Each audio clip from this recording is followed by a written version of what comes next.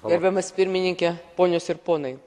Noriu pabrėžti, kad Lisabonos sutartis ES suteikia daugiau galimybių imtis iniciatyvos, nustatant vystomojo bendradarbiavimo politiką, geriau koordinuoti donorus, paskirstyti darbą bei veiksmingiau teikti pagalbą.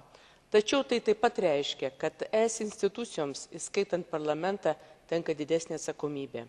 Sėkmingam vystomojo bendradarbiavimo politikos įgyvendinimui būtina tinkama administravimo struktūra, pašalinant egzistuojantį komisijoje generalinių direktoratų struktūros ir kompetencijos nenuoseklumą politinių ir biudžeto aspektų, perdodant visą kompetenciją vystomojo bendradarbiavimo generaliniam direktoratui.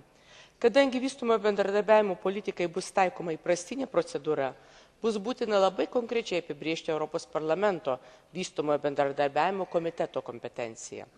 Lisabonos sutartis leis geriau įgyvendinti vystomojo bendradarbiavimo politikos tikslus, siekiant sumažinti ir ilgainiui panaikinti skurdą pasaulyje. Ačiū.